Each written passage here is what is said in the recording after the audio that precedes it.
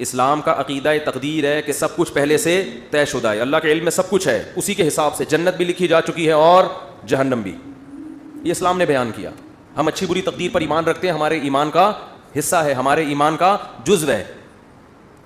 اس پر غیر مسلم کہتے تھے کہ جب سب کچھ پہلے سے ہے تو قرآن کہتا ہے, یہ ابھی بھی کہتے ہیں, اور موت کے بعد جب ان کو اللہ عذاب دے گا تو اس وقت بھی کہیں گے کہ اگر اے اللہ تو چاہتا تو ہمیں زبردستی سیدھے راستے پہ بولو لے آ سکتا, اور ہمیں جنت میں جانا ہی نہیں تھا, تو جب جانا ہی جہنم میں تو جا رہے ہیں, تو ہمیں سزا کیوں دے رہا ہے؟ اس میں ہمارا قصور کیا ہے؟ قرآن نے کیا کہا, قل هل عندکم من علم فتخرجوه لنا, تمہیں پہلے سے یہ علم تھا کہ تم نے جہنم میں جانا ہے؟ اگر تھا تو لے آؤ. جواب سمجھ میں آیا؟ یہ جواب نہیں, یہ قرآن سوال کر رہا ہے جس کا اب تک جواب, یہ میں اس کو ذرا آسان انداز میں سمجھاتا ہوں. قرآن نے تو آسان میں, لیکن عربی میں ہے نا, تو میں اس کو اردو میں آسان انداز میں سمجھاتا ہوں. بہت سے لوگ تقدیر کے عقیدے کی وجہ سے کہتے ہیں کہ بھائی جب ہماری قسمت میں گناہ لکھا ہوا ہے, قسمت میں ہر چیز لکھی ہوئی ہے, صرف عمر نہیں لکھی ہوئی کتنا زندہ رہنا ہے, ایک ایک پکوڑا آپ کی قسمت میں لکھا ہوا ہے. حقیقت بتا دو کہ کتنا کھانا ہے کتنا نہیں کھانا, ایک ایک سموسہ لکھا ہوا ہے, کیونکہ اللہ کا علم تو کامل ہے نا, اللہ کو تو سب پتا ہے کس نے کتنے پکوڑے کھانے ہیں کتنے نہیں کھانے, کس نے معذرت کے ساتھ کتنی شادیاں کرنی ہیں کس نے نہیں کرنی, کس کے کتنے بچے ہوں گے کس کے نہیں ہوں گے, کس کے بیٹے ہوں گے کس کی بیٹیاں ہوں گی, سب کچھ, کون جنت میں جائے گا اور کون جہنم میں جائے گا, کون فلاں موقع پہ گناہ کرے گا کون فلاں موقع پہ نیکی کرے گا, ایک ایک چیز پہلے سے طے شدہ ہے. یہاں لوگ سوال پوچھتے ہیں کہ جب پہلے سے طے شدہ ہے تو ہم تو اسی کے حساب سے گناہ کر رہے ہیں نا, تو ہمیں اس پہ سزا کیوں ملتی ہے؟ سمجھ میں آ رہی ہے بات کہ نہیں آ رہی ہے؟ تو اس کا قرآن کیا کہتا ہے کہ طے شدہ ہے مگر تمہیں پتا نہیں ہے. تم تو یہ سوچ کے کر رہے ہوتے ہیں نا اپنے پورے اختیار سے, اپنے مکمل اختیار سے جرم تم کر رہے ہوتے ہو. دیکھو کسی کو پہلے سے پتا ہو کہ میں نے فلاں موقع پہ فلاں بج کے اتنے منٹ پر چوری کرنی ہے, پہلے سے پتا ہے کہ اللہ نے میری تقدیر میں یہ بولو نا لکھا ہوا ہے.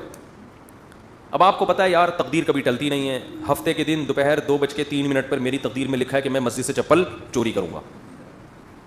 آپ جاؤ 2:03 پہ مسجد سے چپل چوری کرو. اللہ جب آپ کو قیامت کے دن پکڑے سزا دے چوری پہ, تو آپ کہنا اللہ مجھے پہلے سے پتا تھا, میری تقدیر میں لکھا ہوا تھا, میں نے لوح محفوظ دیکھ لی تھی.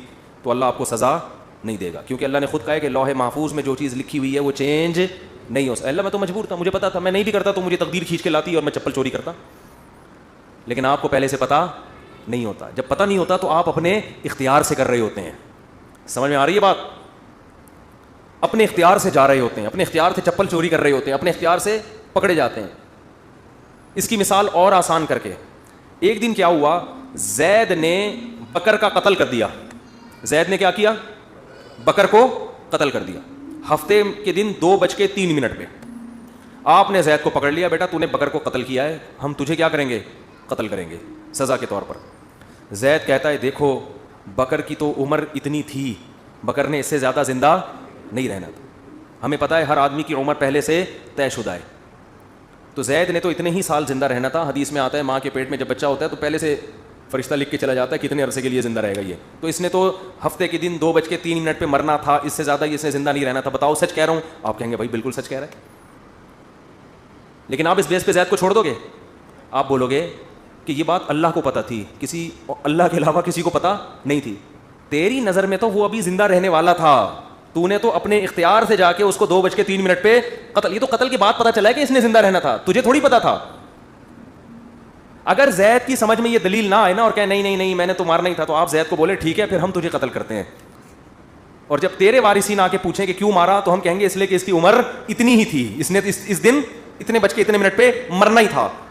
یہ دلیل زید اپنے خلاف کبھی بھی نہیں مانے گا, دوسرے کے خلاف مانے گا. تو اللہ فرماتے ہیں کہ تم جو دلیل اپنے خلاف نہیں مان رہے, دوسرے کے خلاف کیسے مان رہے ہو, اور میرے خلاف کیسے مان رہے ہو؟ کیونکہ جب انسان گناہ کرتا ہے تقدیر میں تو لکھا ہوا ہوتا ہے, مگر لکھنے سے پہلے اس کو نہیں پتا ہوتا کہ یہ لکھا ہوا ہے. کرنے سے پہلے وہ اپنے اختیار سے کر رہا ہوتا ہے, اسی پہ اس کو قیامت کے دن سزا ملے گی. اور جب سزا ملے گی تو وہ کہے گا اللہ تو لکھا ہوا تھا. اللہ کہے گا هل عندکم من علم, پہلے سے پتا تھا کہ لکھا ہوا ہے.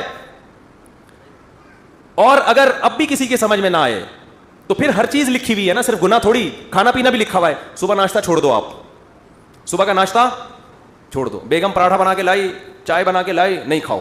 بیگم لکھا ہوا ہوگا تو حلق میں اترے گا.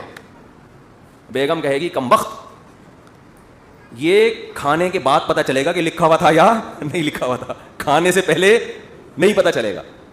لیکن آپ نے کہا نہیں لکھا ہوا ہوگا تو اڑ کے میرے پیٹ میں جائے گا, اور آپ چلے گئے آفس. دوپہر لنچ کا ٹائم ہو گیا تو پتہ چلے گا کہ آپ کی تقدیر میں پراٹھے لکھے ہوئے نہیں تھے. تو اس بیس پہ تو پھر ہر چیز اسی اصول پہ گزارے نا. دنیا میں پیسے بھی نہیں کمائے کہ لکھے ہوئے ہوں گے تو مل جائیں گے, نہیں لکھے ہوئے ہوں گے تو نہیں ملیں گے. ٹرک آ رہا ہے اس کے سامنے آ کے کھڑا ہو جائے, بھائی تقدیر میں لکھا ہوا ہے کہ اس نے مجھے اسٹیکر بنانا ہے. کراچی میں جو ٹرک ہے نا وہ کچلتے نہیں ہیں, اسٹیکر بناتے ہیں. اتنے بھاری بھاری ٹرک ہوتے ہیں, ان کے ٹائر کے نیچے اللہ نہ کرے کو بندہ آ جائے, لاش بھی نہیں ملتی اس کی. تو اب ٹرک کے سامنے آ جاؤ ہے بھائی, اور بولو بھائی لکھا ہوا ہوگا تو مروں گا. اور واقعی جس کی تقدیر میں نہیں لکھا ہوا ہوتا ٹرک کے سامنے آگے بھی مرتا نہیں ہے, کچھ ہو جاتا ہے کچھ نہ کچھ, لیکن آپ کبھی ٹرک کے سامنے نہیں آتے. تو جو آدمی زنا کر رہا ہے, یار تقدیر میں لکھا ہوا ہوگا تو بچ جاؤں گا, نہیں لکھا ہوا ہوگا تو اس کو بولو تو ٹرک کے سامنے بھی آ جا, تقدیر میں لکھا ہوا ہوگا تو مرے گا, نہیں لکھا ہوا ہوگا تو نہیں مرے گا. ہمیں پہلے کچھ نہیں پتا, اسی پر امتحان ہے, آزمائش اسی پر ہے. اللہ کو تو پتا ہے سب کچھ, ہمیں نہیں پتا. اگر ہمیں بتا دیتا پھر آزمائش ختم, پھر ہم نہ زندگی کی فکر کرتے نہ کھانے کی فکر کرتے. میں بیٹھا رہتا, بھائی بیگم مجھے آج پتا ہے, میں نے لوح محفوظ میں جھانک کے دیکھا ہے کہ میری تقدیر میں 4 شادیاں پراٹھوں سے زیادہ مزے کی مثال کون سی ہے؟ میری تقدیر میں یہ 4 لکھی ہوئی ہیں, مجھے رشتہ تلاش کرنے کی ضرورت نہیں ہے. اور واقعی کچھ لوگوں کی تقدیر میں لکھی ہوئی ہوتی ہیں, وہ نہیں بھی کر رہے ہوتے پھر بھی ہو جاتی. پنجاب میں ایک بہت بڑے بزرگ ہیں, نام نہیں بتاؤں گا, تو وہ 4 ہیں ان کی ماشاءاللہ. میں نے کہا بھائی یہ کیسے؟ انہوں نے کہا جو بیوہ ہوتی ہے نا محلے میں, لوگ زبردستی ان کے کھاتے میں لا کے ڈال دیتے ہیں, زبردستی ان کے کھاتے میں لا کے ڈال دیتے ہیں. حضرت آپ حضرت پاؤں پکڑتے ہیں, حضرت وہ بیچارے کر لیتے ہیں, نہیں چاہتے ہوئے بھی کر لیتے ہیں. تو دیکھو یہاں لوگوں کو مل نہیں رہی, اور جن کی تقدیر میں لکھی ہوئی ہے زبردستی ان کے کھاتے میں لا کے ڈالی جا رہی. تو شکر ہے 4 سے زیادہ کی اجازت نہیں ہے, ورنہ پنجاب کی ساری بیوائیں اور متعلقہ ان کے کھاتے میں. بڑے نیک ہیں وہ بزرگ, بہت نیک ہیں. تو اس لیے قرآن یہاں بھی بجائے آپ کا سوال کا جواب دینے کے نا کہ تقدیر میں لکھا ہوا ہے, قرآن آپ سے سوال کر لیتا ہے الٹا. تو یہ بھی ایک دلیل سے بات کرنے کا طریقہ ہوتا ہے کہ آپ اگلے کا سوال دینے کے بجائے آپ کہیں چل مان لیا تیری بات ٹھیک ہے, لیکن پھر ہمارا اس پہ یہ سوال ہوتا ہے, اس کا تو جواب دے. وہ قیامت تک بوکھلاتا رہتا ہے, اس کے پاس اس کا جواب نہیں ہوتا. تو ہمارا ایمان ہے, ہمارے ایمان کا حصہ ہے یہ چیز کہ ہر چیز پہلے سے طے شدہ ہے, جنتی بھی جہنمی بھی سب کچھ. کل میسر لما خلق له, حدیث میں آتا ہے کہ جس کو اللہ نے جو جہاں کے لیے بنا ہے نا اس کو ویسے اعمال کی توفیق ملتی ہے. اب ہمیں نہیں پتا ہمیں اچھے اعمال کی توفیق ملے گی یا برے اعمال کی, کر کے دیکھ لو.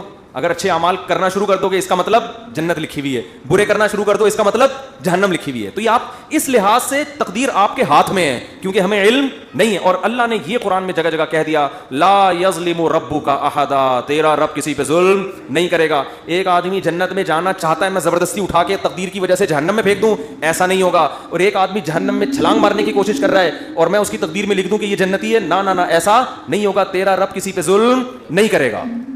سمجھ میں آ رہی ہے بات کہ نہیں آ رہی؟ تو میں قرآن کا انداز بتا رہا ہوں کہ قرآن بسا اوقات سوال کا جواب دینے کے بجائے کیا کر لیتا ہے, سوال اٹھا لیتا ہے. تو یہ ہمیں اس سے سبق ملتا ہے کہ اہل باطل کے ہر اعتراض کا جواب مت دیں, بلکہ الٹا ان سے سوال پوچھنا شروع کر دیں.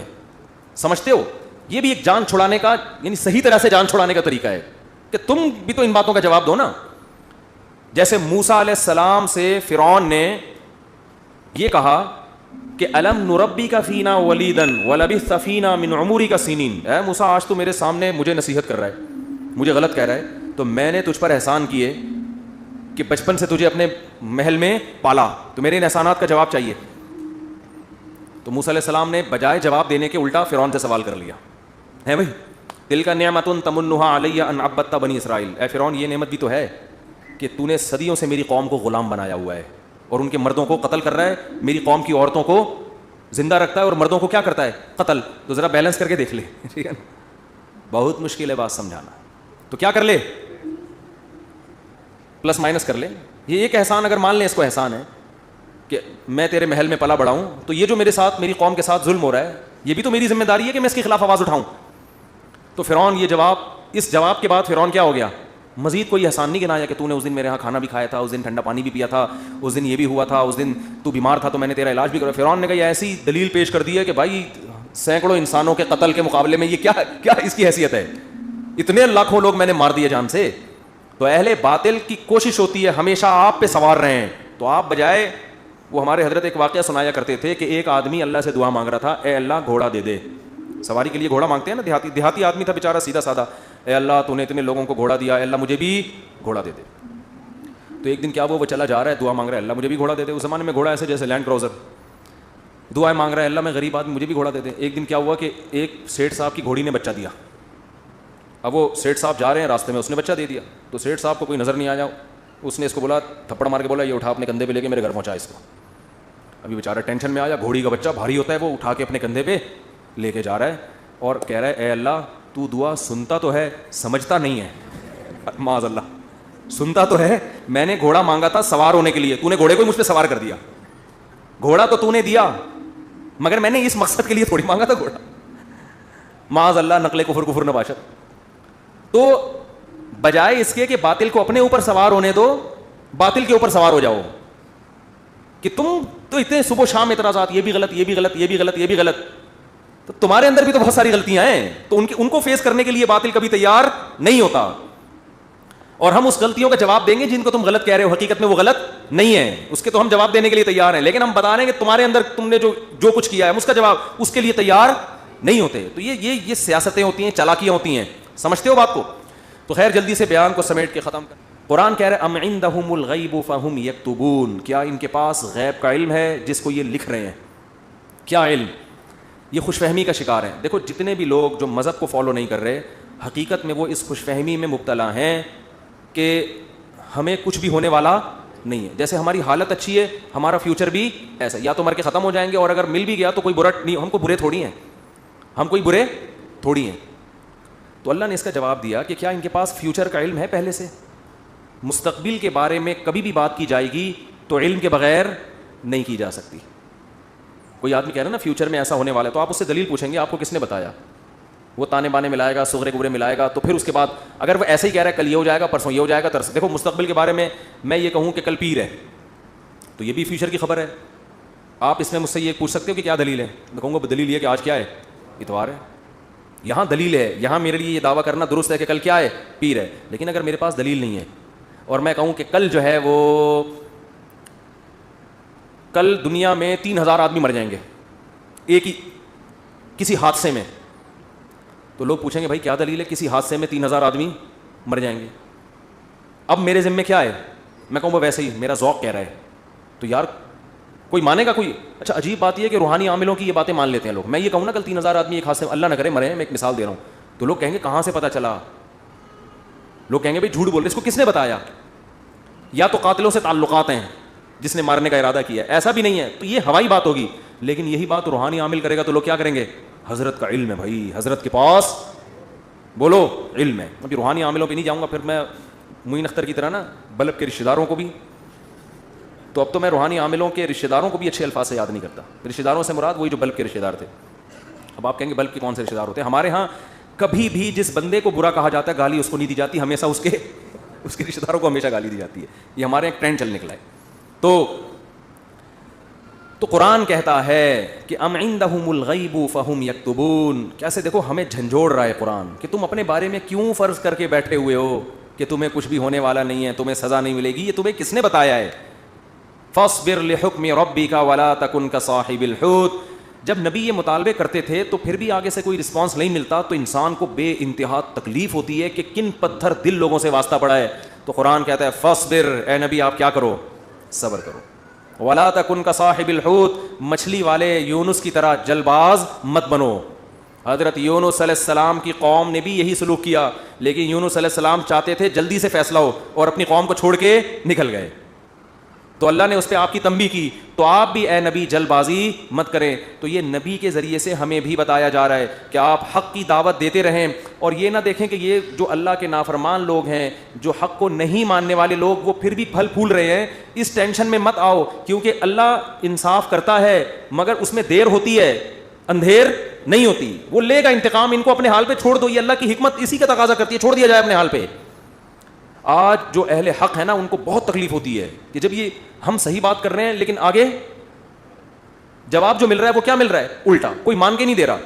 تو اللہ فرماتے ہیں وَلَا تَكُنْ كَصَاحِبِ الْحُوتِ إِذْ نَادَىٰ وَهُوَ مَكْظُومٌ. یونس علیہ السلام نے جلد بازی کی اور پھر آخر اللہ کی طرف سے ان کو دنیا میں تنبیہ ہوئی ہے, سزا ملی ہے. اور وہ سزا کیا ملی؟ إِذْ نَادَىٰ وَهُوَ مَكْظُومٌ. مچھلی کے پیٹ میں گئے, غم سے گھٹ رہے تھے اور اللہ کو پکارا, فنادا فی الظلمات اللہ الہ الا انت سبحانک انی کنت من الظالمین. اے اللہ تیرے سوا کوئی عبادت کے لائق نہیں. غلطی کس کی ہے؟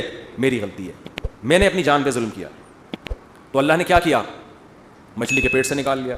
دیکھو یونس علیہ السلام نے اللہ کے حکم پہ کتنا عرصہ تبلیغ کی, قوم نے نالائقی کی, پھر بھی نہیں مانے. سزا بجائے قوم کو ملنے کے کس کو مل رہی ہے؟ بولتے کیوں نہیں؟ الٹا حضرت یونس علیہ السلام کو مل رہی ہے سزا. تو اب آپ بتاؤ کیسا پیغمبروں کا صبر کا پیمانہ ہے. ایسے موقع پہ بھی اللہ کے خلاف کوئی شکایت زبان سے بولو نہیں نکال. کیوں؟ اللہ یونس علیہ السلام کے عمل میں ہمیں بتا رہے ہیں کہ دینداری کا یہ مطلب نہیں ہے کہ تم اچھے بنو گے تو اللہ کی نوازشیں آنا شروع ہو جائیں گی. دینداری کا مطلب یہ کہ جو اللہ کا کام ہے وہ اس کو کرنے دو. تمہارا کام ہے عاجزی انکساری, بس میں ہی غلط, صحیح ہو کے بھی کون غلط؟ میں غلط. ہمیشہ غلطی کس کی کھاتے میں ڈالنی ہے؟ بولتے کیوں نہیں؟ دیکھو ہم نماز پڑھتے ہیں, نماز کے بعد 3 دفعہ استغفر اللہ پڑھتے ہیں, تو کیا کسی نامحرم کو دیکھا ہوتا ہے ہم نے نماز میں؟ بولتے کیوں نہیں؟ تو کوئی تک بنتا ہے استغفر اللہ کا؟ یا ہم نے کوئی جرم کیا ہے, نماز پڑھی اور کیا کہلوایا جا رہا ہے؟ استغفر اللہ استغفر اللہ. بھائی اگر استغفر اللہ پڑھنا تھا تو یہ نماز پڑھی کیوں کی تم نے؟ ہمیں یہ بتایا جا رہا ہے کہ تم نیکی کر کے بھی کیا سمجھو جیسے تم نے گناہ کیا ہے. کیسے گناہ؟ نماز گناہ نہیں ہے. بھائی تم یہ کہو اے اللہ جس طرح سے پڑھنی چاہیے تھی اس طرح سے نہیں پڑھی میں نے, تو نیکی کر کے بھی کہا جا رہا ہے کہ ہم غلط ہیں. ہم نے اللہ جو پڑھنی تو ہمیں معاف کر دے, ہم سے نہیں ہوئی صحیح, ہم سے کام کیا ہو گیا؟ غلط ہو گیا. مجھے یاد ہے 25-30 سال پرانا قصہ ہے, چھوٹا بچہ تھا میں اس وقت. ایک تبلیغی جماعت میں نا ایک صاحب کے سال پہ سال لگ رہے تھے, پوری دنیا میں ان کے سفر ہوئے, بڑا انہوں نے وقف کیا ہوا تھا اپنے آپ کو تبلیغی جماعت کے لیے. تو میرا ان سے ٹاکرا ہو گیا, وہ مجھے سمجھانے لگے جماعت میں نکلو سیر سے, جیسے تبلیغ والے کرتے ہیں. مجھے پتا تھا یہ بہت ہی پرانے کھیڑو ہیں اور ان کی تو زندگیاں گزر گئی ہیں اس کام میں. میں نے کہا ماشاء اللہ اللہ نے آپ سے بڑا کام لیا ہے تبلیغ کا. کہتے ہیں ہاں میں نے بہت بگاڑا ہے تبلیغ کے کام کو. کہہ رہے ہم تو کام بنانے والے نہیں, کس میں ہم تو بگاڑ دیں. کہہ رہے میں تو بگاڑ ہی رہا ہوں جب سے. مجھے ان کا یہ اسٹائل بہت اچھا لگا. یعنی اپنے آپ کو کہہ رہے ہیں کہ تبلیغی جماعت میں اگر کوئی خرابی ہے تو وہ کس کی وجہ سے ہے؟ بولو. وہ اپنے بارے میں کہہ رہے ہیں وہ کس کی وجہ سے, مجھے نہیں کہہ رہے تھے اپنے بارے میں کہہ رہے تھے, وہ کس کی وجہ سے؟ میری وجہ سے. کہہ رہے ہم کام بنانے والے نہیں بلکہ بگاڑنے والے ہیں. اب کوئی فسادی ہوتا تو کہتا ہے جب بگاڑنے والا تو کر کیوں رہا ہے پھر ہمیں؟ یہ تو اس نے خود کہا ہے, اپنی زبان سے بولا ہے کہ ہم بگاڑنے والے ہیں. یوٹیوب پہ کلپ ڈالتا ہے, یہ دیکھو خود. تو مجھے ان کی یہ تواضع پسند آئی. میں نے کہا دیکھو یہ بیچارہ صبح و شام اس کام میں لگا رہتا ہے, مگر یہ کہہ رہا ہے جو تبلیغ کا کام پھیل رہا ہے اس میں جو برکتیں ہو رہی ہیں وہ میرے علاوہ لوگوں کی وجہ سے ہو رہی ہیں, اور جو خرابی آ رہی ہیں وہ کس وجہ سے ہو رہی ہیں؟ وہ ساری میری وجہ سے ہو رہی ہیں.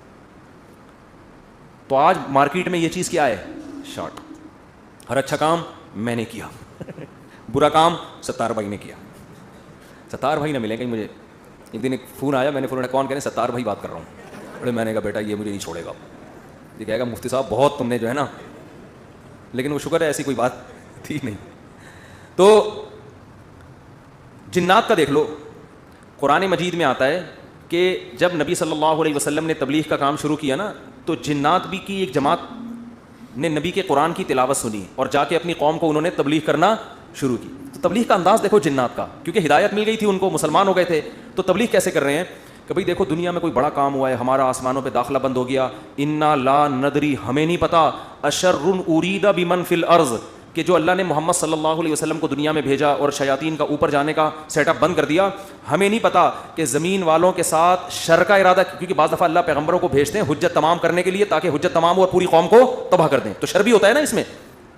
کہہ رہے ہیں انا لا ندری ہمیں نہیں پتا, اشر ارید بمن فی الارض کہ جو لوگ زمین میں رہتے ہیں ان کے ساتھ برائی کا ارادہ کیا گیا ہے, ام اراد بہم ربہم رشدا یا ان کے رب نے ان کے ساتھ بھلائی کا ارادہ کیا ہے. اسٹائل نہیں سمجھ میں آیا میرا خیال ہے. دیکھو جملہ یہ ہونا چاہیے تھا کہ ہمیں نہیں پتا یہ جو کچھ ہو رہا ہے, ہمیں نہیں پتا کہ رب نے ان کے ساتھ برا چاہا ہے یا اچھا چاہا ہے. اصل میں تو یہ ہونا چاہیے نا. لیکن جنات کیا کہہ رہے ہیں, آج کل تو انسان اتنے سمجھدار نہیں ہے جتنے اس زمانے کے جنات سمجھدار تھے. جنات یہ نہیں کہہ رہے کہ ہمیں نہیں پتا کہ اللہ نے انسانوں کے ساتھ برائی کا ارادہ کیا ہے یا اچھائی کا, یا تو یہ کہنا چاہیے تھا, یا جنات کو بالکل اس کے الٹ کہنا چاہیے تھا کہ ہمیں نہیں پتا کہ زمین والوں کے ساتھ برائی کا ارادہ کیا گیا ہے. کر کون رہا ہے یہ نام نہیں لے رہے, ہم ہائی لائٹ نہیں کر رہے. انسانوں کے ساتھ برائی کا ارادہ کیا گیا ہے یا اچھائی کا ارادہ کیا گیا. دونوں پیسو وائس ہوتے ہیں, ایکٹیو پیسو کا فرق تو پتا ہوگا نا. بھائی اس نے مارا ہے وہ مارا گیا ہے. جب ہم کہتے ہیں ہی از کلڈ وہ مارا گیا ہے, تو مارنے والے کو ہم شو نہیں کر رہے ہوتے, فاعل کا نہیں پتا ہوتا, سبجیکٹ کا نہیں پتا ہوتا کہ مارنے والا ہے کون. سمجھ میں نہیں آ رہی. تو قرآن کہہ رہا ہے ہونا یہ چاہیے تھا کہ جنات یا تو شر اور خیر کا ارادہ کرنے والے کا نام نہ بتاتے کہ کون ارادہ کر رہا ہے, بلکہ دونوں کو پیسو وائس میں لاتے کہ ہمیں نہیں پتا کہ زمین والوں کے ساتھ برائی کا ارادہ کیا گیا یا اچھائی کا ارادہ کیا گیا. یا تو یوں کہتے, اور اگر سبجیکٹ کا ذکر کرتے تو یوں کہتے ہمیں نہیں پتا کہ رب نے زمین والوں کے ساتھ برائی کا ارادہ کیا ہے یا اچھائی کا ارادہ کیا ہے. لیکن جنات اتنے ہوشیار, جب اچھائی کا تذکرہ آیا تو رب کا تذکرہ کیا, برائی کا آیا تو سبجیکٹ کو کیا کر دیا, حذف.